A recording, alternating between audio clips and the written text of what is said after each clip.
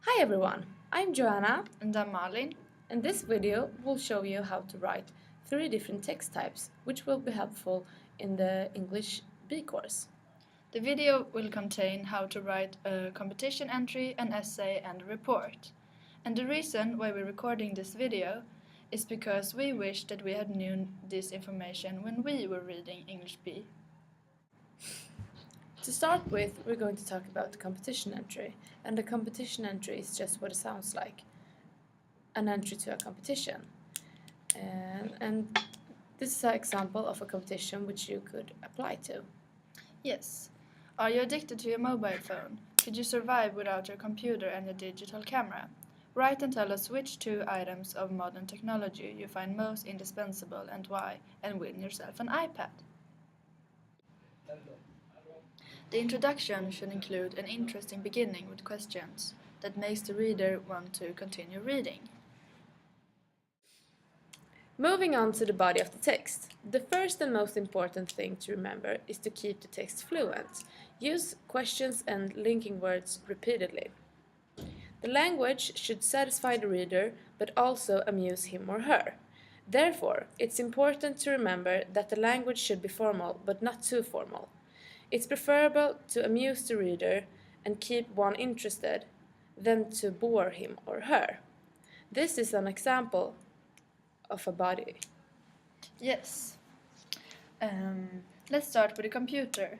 As a student, I need to access a lot of information.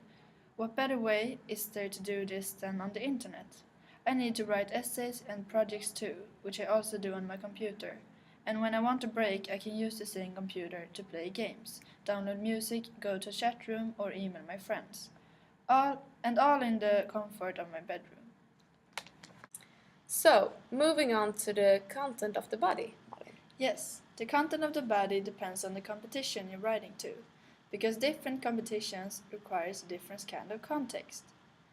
It is important to keep the red line, and it is also important to keep to the subject that you brought up in the introduction, since your text should have a message which you in the end of the text will determine as the reason why you should win the competition. To sum up your competition entry, you should tell the reader why all the things you have mentioned in your text will make you a worthy winner. It is also important to adjust the language to the recipient. So, to sum up the writing guide, a competition entry is a rather easy text to write because you don't have to follow as many formal lines as you have to in, for example, an essay or a report. So, now you know how to write a competition entry. Yay! Moving on to essay writing. There are different types of essays, but the one we're going to explain is a literary analysis. A literary analysis is a rather formal text, and maybe you could tell us more about that, Malin. Yes, the purpose of a literary analysis is to have a strong thesis statement as you have arguments for in the whole text.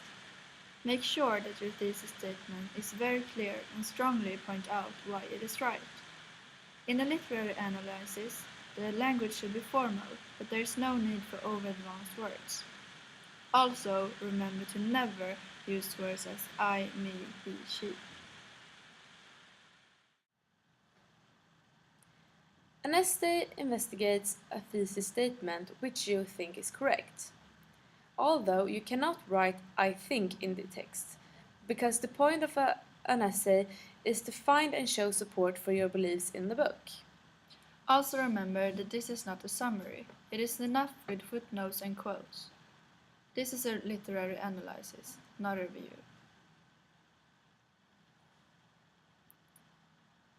It is important to work with quotes while writing an essay.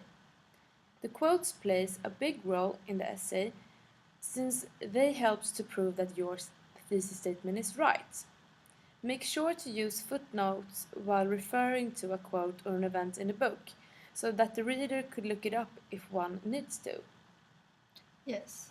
A common way of structuring the essay writing is to use paragraphs, where you use one quote per paragraph.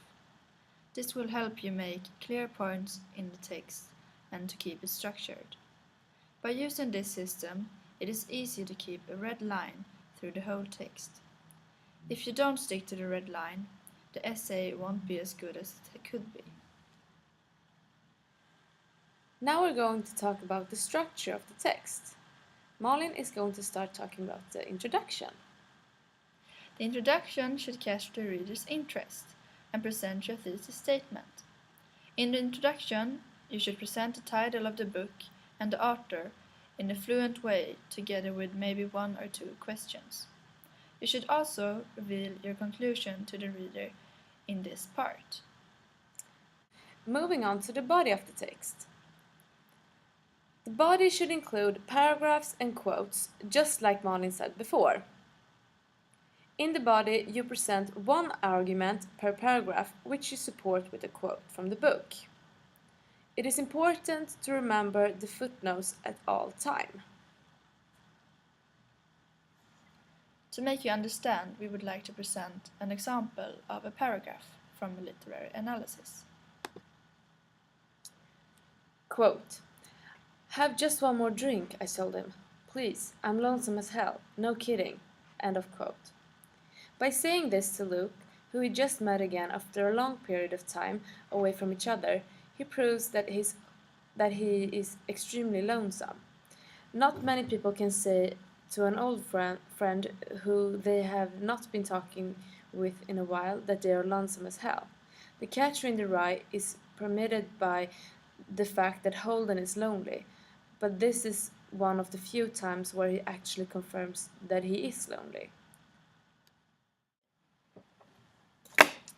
So, to sum up our essay writing guide, we have a few important things that we want you to remember. Number 1 is to remember to write the body before the introduction. Number 2, keep the language formal and do not use words as I, she, we, they, and so forth. Number 3, remember the system with one quote and argument per paragraph. And finally, number 4, keep working with footnotes repeatedly through the whole text. Now you know how to write an essay. Yay! So, now we're going to tell you how to write a report. A report is a summary of an event. So, we're going to explain the writing of a report by referring to a report from a fat camp which we made up ourselves. And the report should include a short introduction where you tell the reader where you have been and what you have done. It's important to remember that the language has to be really formal and there is no room for mistakes in the grammar or in spelling. It is important to not use words as I, you, me, we, or so on, just as in the essay. You should academically report back to someone of the trip and what you thought about it, but without using personal words. The body is the interesting part in the report. You should divide it into different paragraphs where you discuss different things from the camp. The things you discuss should be something which you thought was good but you felt could improve. The text should be really concrete. In the Fat Camp report, we bring up following: bedrooms, food, exercise, and leaders. So, an example of a paragraph is following: Bedrooms. The bedrooms contained of a bunk bed, a night table, a lamp, and a window. The beds were comfortable, and the whole room had an inviting interior with nice furniture. However, the lack of wardrobe space made the rooms messy, and some storage supplies would be preferable. As you heard, we told the reader what was good about the bedrooms and what could be improved. This is the right way of writing a report. You will do the same things to the subjects that you want to bring up. Always remember that the main purpose of a report is to get as much information on a few words as possible.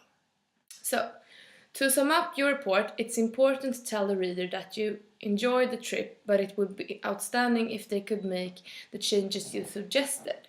In the summary, it's okay to use words as I or you or so on, because it is a short recommendation that directly pointed to the people in charge of the camp. An example of a conclusion is following: The trip to the Fat Camp was a good experience with inspiring leaders, comfortable beds, healthy food, and funny exercises. However, if the changes I have suggested would be considered, the Fat Camp would be something extraordinary, which I would strongly recommend to all my fat friends. So, now you know how to write a report. The most important things to remember when you write a report is to use a formal language with as much linking words as you can. to bring up the good things but also the bad things that you can improve. To keep your text short and concise.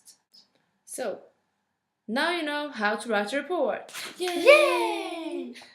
So, that was our writing guide to 3 different types of texts. We hope you have enjoyed it and that you can learn from this and that it's helpful in your writing. So, we hope you have enjoyed it as much as we have. Bye bye! Bye!